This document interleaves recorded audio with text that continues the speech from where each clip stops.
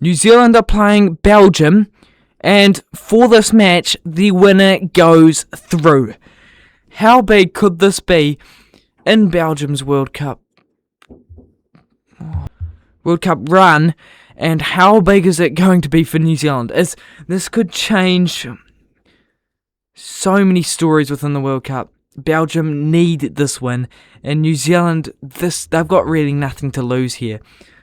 Now, if there's a draw, it depends on what happens in the other matches, and it could most likely mean New Zealand get knocked out and Belgium get through. But if we focus on this storyline that the winner goes through, this is going to be huge, because if New Zealand do take this Belgium side by storm, this could cause ruptures within Belgium fans, and could show that they are somewhat of chokers at big tournaments. Now, this game is on Friday the 26th at BC Place in Vancouver, and it is a Group G matchup. Of course, Egypt and Iran are the other two in that group. So New Zealand have had a pretty exciting and entertaining start to this World Cup, with their draw with Iran, which could have gone either way, and their 3-1 loss to Egypt, which they led for the first half. Belgium, on the other hand, have not had a very good start to the World Cup. 2 draws to Iran and Egypt, where they would be expected to win both of them, and they just have not been able to score goals. There's been a big issue creating and finishing for them.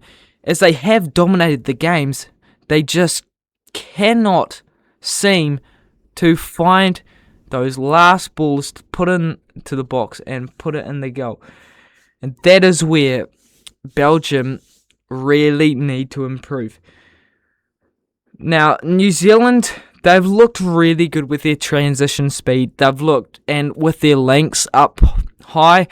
In that first game, it was incredible to see Eli just score 2 goals, and that was hugely because of Chris Wood's ability to hold the ball up high and link up with them.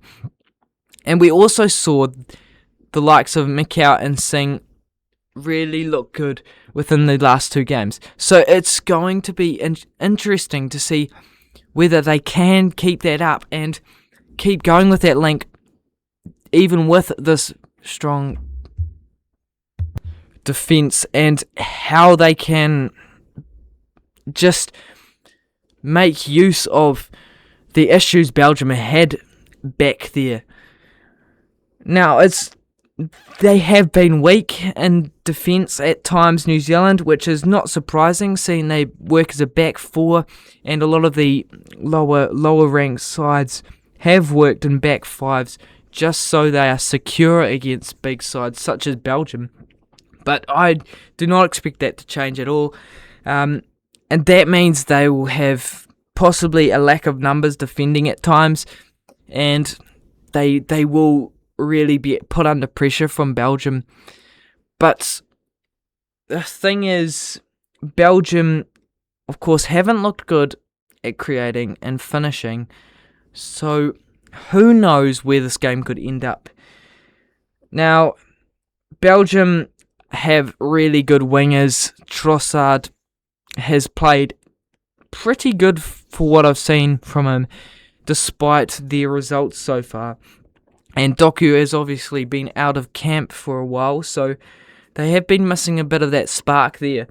But those are their strong areas, and they are good at controlling games as well.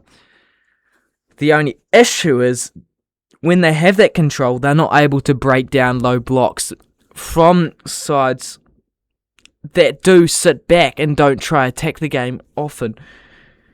Now I can see New Zealand putting a big fight here with their transitions, because Belgium have looked like an issue getting in defence, as they have been weak and broken through not too difficultly. Ngoy get that red card last game, and that was because Iran had broken all the way through and were in for a sure goal, but he took the offence and took the 0-0 draw. But showing that they've only conceded one is also a idea that they haven't been too poor in defence, really. It's been their attack which has been the main letdown for them. Now, the key players for New Zealand is Chris Wood, and I've also put Finn Sermon here because this guy, he has been so key to putting those big shifts at centre back. And how many times have we seen him put in massive blocks that would have been possibly a goal? He is so often putting his body on the line and just leading this back line with incredible willpower. That's where I think New Zealand will really benefit from him and his work rate there. Now, Chris Wood, of course, is there because he's such a star and is going to be key for that moving forward as well. Now, Kevin De Bruyne for Belgium is going to be key with his opportunities he creates, because he hasn't been at the top of his game, but I can certainly see him switching that around. And if he can, that will be huge for Belgium to make those big moves. And Trossard, as I said before, he has been a big player and has been decent so far this World Cup. Now, when I look at these two sides, it's going to be definitely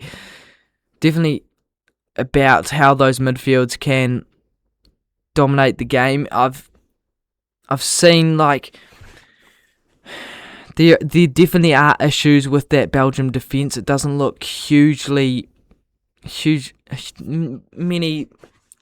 not many amazing players. So I think there could be interest for New Zealand with Chris Wood and his attacking lines to get past the likes of Michele and Meunier.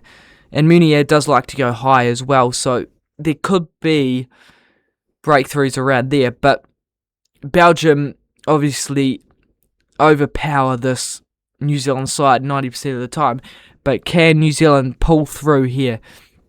And the biggest talking point, though, for Belgium is their striker. Lukaku's been back, but he's not the highest quality either. And De Ketelaere wasn't amazing there either. So it's going to be key. If Lukaku starts, he needs to be able to put the ball in the goal. We saw his impact in the first game where he scored. That is going to be key for them. Now, Belgium are going to control this game and try to use that left side with Trossard, getting behind the New Zealand defence, behind the likes of Tim Payne, and Sermon will need to back him up there, and McCourt will need to get back as well. So it's Belgium are going to be able to get forward for most of the game, but can New Zealand make the most of their transitions? That is the big question. Are Belgium going to be able to break down New Zealand's low block? I'm not sure, and that could decide the result of the match. And because of Belgium's issues with that, I think it will be a 1-1 draw between these sides.